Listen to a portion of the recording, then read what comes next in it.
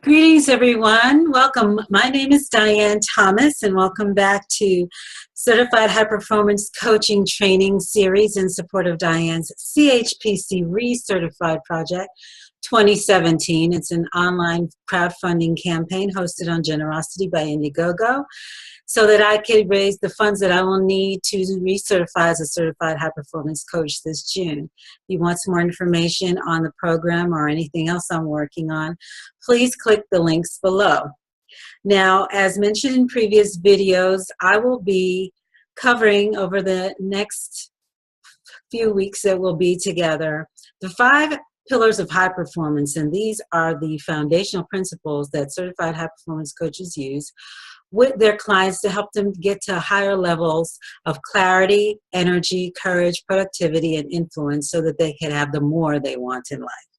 And today is Friday, and Friday is Influence Fridays. So I have dubbed this Fitting in High Influence Fridays. And during our conversations about influence, we're going to really focus on how deliberate we need to be in our efforts to harness the power that we have to impact and influence people in our circles. Because while we know, I think in theory that that's important and that we do have some level of impact on the people in our lives, it's not something that we spend a lot of time trying to figure out how to do as well as we can. So we're going to talk a little bit about how we can approach that, at least, so we can start thinking a little differently about it.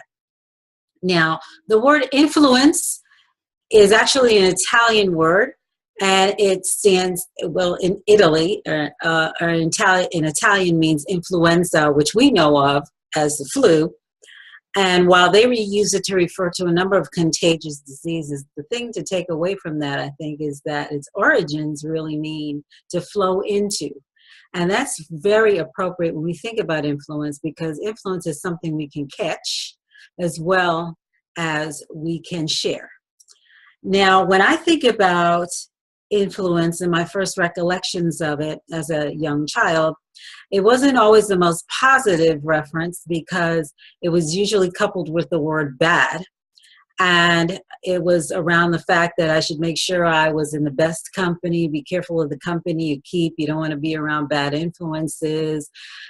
Things like that, making me think, well, I guess people really have that ability to come in and make you think differently and do differently. But as I got older, I realized I've got pretty good control over my mind, and I can discern the situations that I need to be in or the people that I need to not be around. So, but when I think certainly about control and the fact that we as influencers and as high achievers need to really respect that power that we have and harness it and direct it, what I definitely think about is us making sure that we are living lives that exemplify lives that people would want to emulate.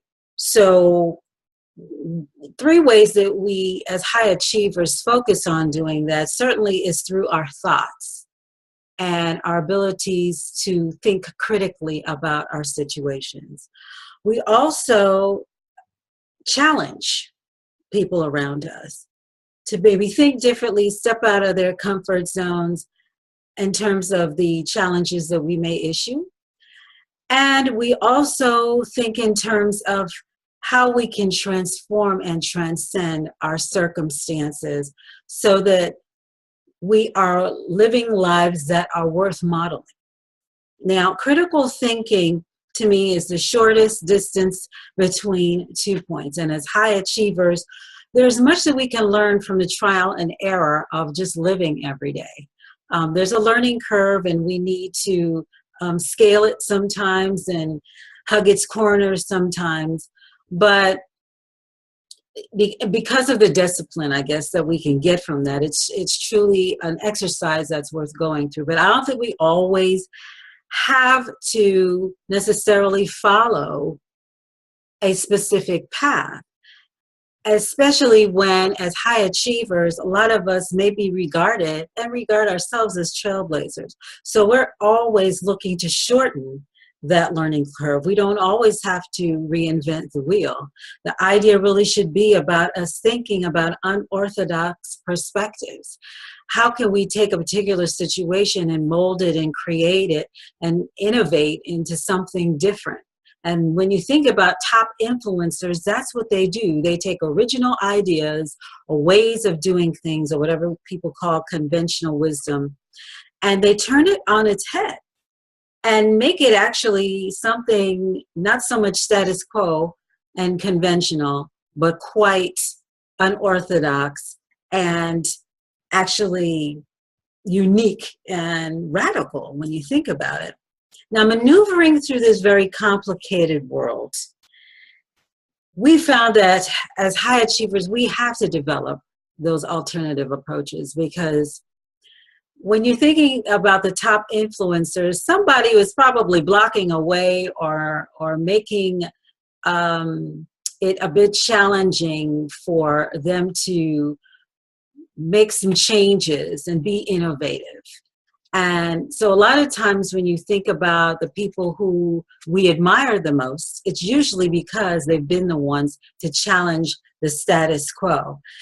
They've been the ones that put their challenge their own thinking first off, because that's the first thing you need to do is check yourself or where you're at, but certainly to check the theories. Somebody says something should be done a certain way. You know, high achievers don't have a problem stepping back, looking at that, looking at the theory, and challenging the conventional wisdom, and putting their hindquarters on the line when they need to say, we need to step out of this and move into a new space and doing something a little bit new. Testing ideas, testing hypotheses, annihilating mediocrity. That is what high achievers and top influencers do. They go out on a limb, they expand comfort zones, they find new and better ways of doing things. Now, being influential is nothing without living, breathing, walking, talking, consciously being. And high achievers realize that the power that they have make them more than influence's hype man. They are the mold that it is fashioned from. They exemplify high performance at every moment, every level, wherever they show up at.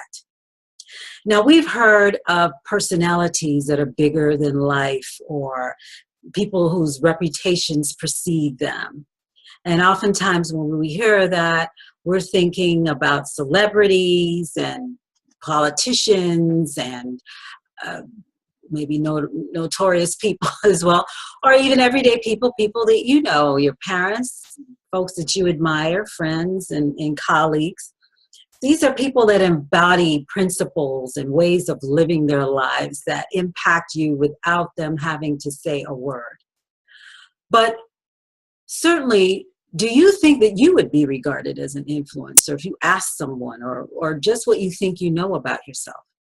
And largely you actually are, but you wouldn't think that way, because we're really a lot of the times thinking so much about how the world is impacting us. We're not realizing that we're making an impact on the world as well and the people around us. And with everything that we have to go through these days and the tough situations that the world is in now, thinking about the weight that we have to carry from how the world is impacting us can be an overwhelmingly disempowering situation to be in. Now, it doesn't mean that high achievers aren't aware of the impact of the world, but their approach is about adapting habits and practices that take them beyond the standard norms, as I mentioned before, so that they're living at elevated levels of achievement over the long term. They have an expansive view of the world, and they use their knowledge and skills to help build more affirmative lives for themselves and the people around them. And when people see that, then they think, hey, that person's on to something. I can do it too. Living at a very consistently elevated level all the time, bringing incredible aspects of what can be, can sometimes make the people around you sit back and take a look at things a little bit differently. Now, the world isn't suddenly going to become this peaceful, beautiful place to live in, but that doesn't deter influencers. And there are people in your lives that I know them myself, that inspire me and are influencing me because in spite of all of that, they're pushing through, they're making changes, and things happen in their own worlds. They acknowledge that in order to bring something new out of the situation that they're experiencing, something new is going to have to come out of them. So, high achiever, I have a challenge for you to see what new things you can bring out of your lives. Think of a group or an individual that you would love to have some influence on, and ask yourself these 3 questions. Who could I influence? And if I could, what certain way would I have them think? And what would they need to believe in order to think that way? The second question, what challenge could I give them to help them envision an exciting future and why that future is good for them? And thirdly, what would I have to show and demonstrate about myself so that it could help me be more influential with them? Now, these may be challenging questions and they're not easy to get through, and nor should you rush through them. But as usual, as you know, I ask, please share what comes up with you as you work through this process, because we all have to recognize that there's much that we can offer, and we have to set ourselves up for success in that way. So thinking about these questions can be a big help for you as well as anyone else that's you're willing to share that with, hopefully, in this space.